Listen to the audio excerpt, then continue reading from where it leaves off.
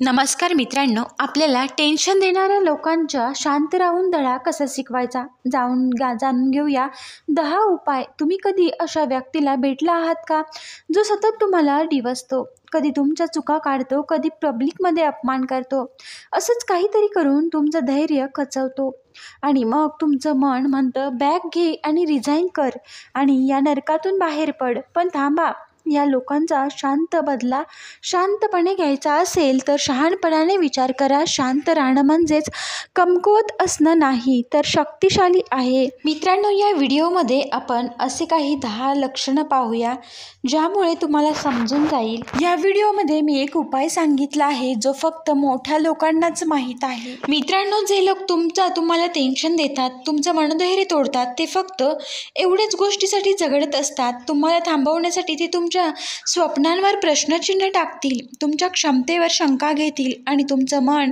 विचलित करायला सतत नकारात्मक बोलतील. पण लक्षात ठेवा, जे तुम्हाला तोडू पाहतात तेच तुमच्या यशाने सर्वात जास्त तोडले जातात.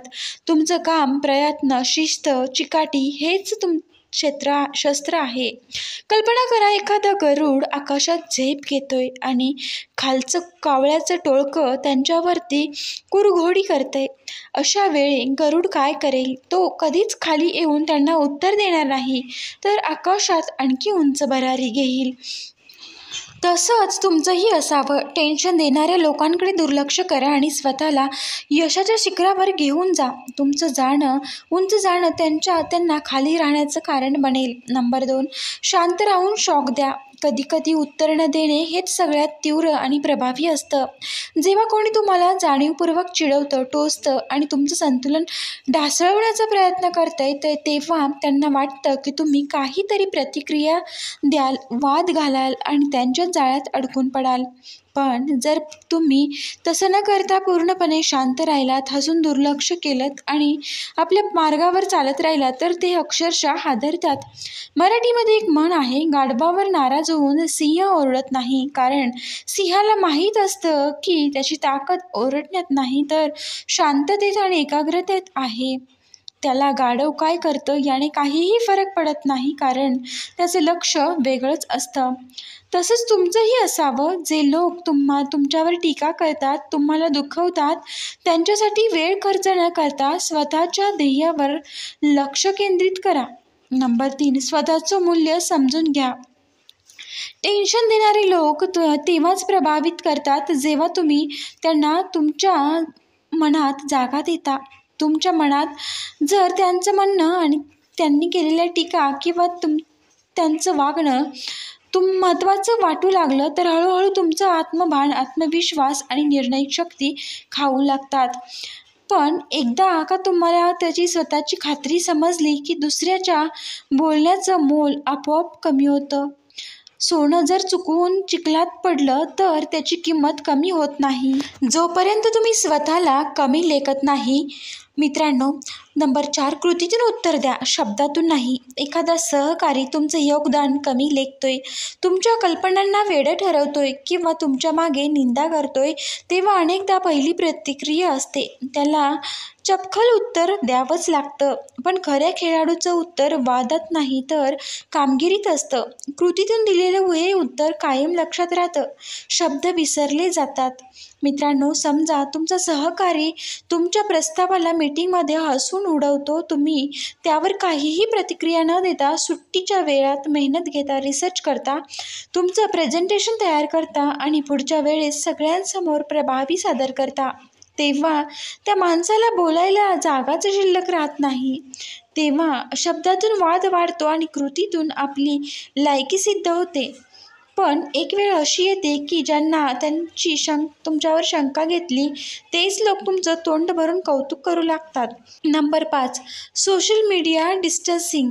मित्रांनो, आपण सोशल मीडिया डिस्टन्सिंग बहुधा शारीरिक व्याधीपासून बचाव करण्याचं पाळतो आहे. आपण आजार फक्त शारीरिक नसतात, काही लोक मानसिक विष पसरवतात. अशा लोकांना नकारात्मक विचारांमुळे, अपमानास्पद वागणुकीमुळे आणि सततच्या टीकेमुळे मन थकून जातं, आत्मविश्वास गळून जातो.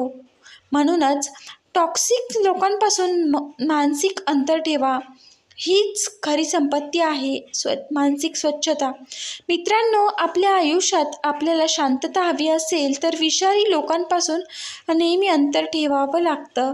त्यांच्यात बदलण्याचा प्रयत्न न करता स्वतःचं वातावरण स्वच्छ ठेवा. मानसिक शांतता. सोशल डिस्टन्सिंग हे स्वतःवर प्रेम करण्याची एक सुंदर प्रक्रिया आहे. नंबर 6, विनोदाचा उपयोग करा. मित्रांनो, जेव्हा प्रत्येक वेळेस तणाव, टोमणे, अपमान याला रागानं किंवा मौनानं उत्तर देणं गरजेचं नसतं. कधी कधी तुम्ही हसून उत्तर देणं हे शहाणपणाचं ठरतं. नंबर 7, तुमची ताकद बनवा.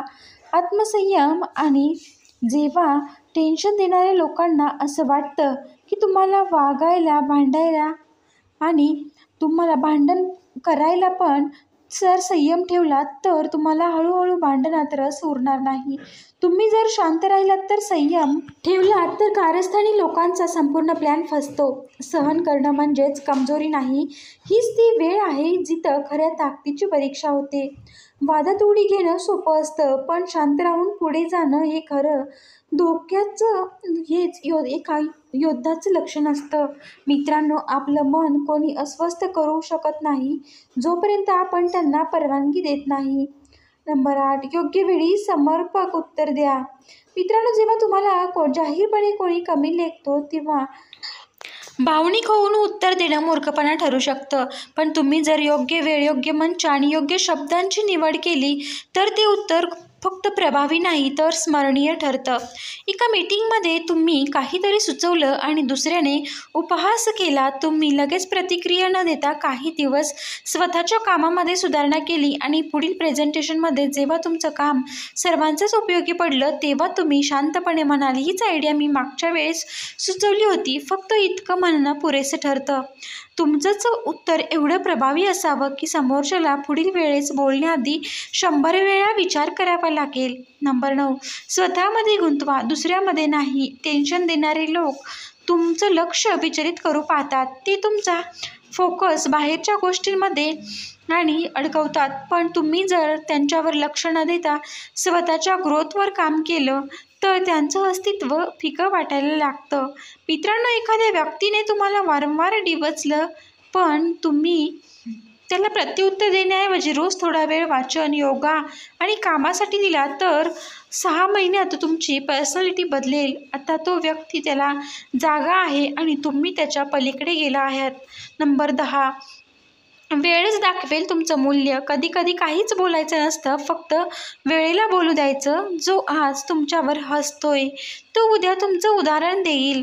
स्वतःच्या काळात शाहरुख खान मुंबईत स्ट्रगल करत असताना अनेकांनी त्याला नाकावर अभिनेत्यासारखं रूप नाही, एक्सप्रेशन नाहीत असं कोण पाहणार याचे चित्रपटात, पण काही न बोलता तो काम करत राहिला. त्यांनी वेळेवर त्याला नाकारलं. आज तो कौतुक करत असताना आणि उदाहरण देत असताना काही लढाया शब्दांनी जिंकता येत नाही, त्यावेळी जिंकून दाखवावे लागतात.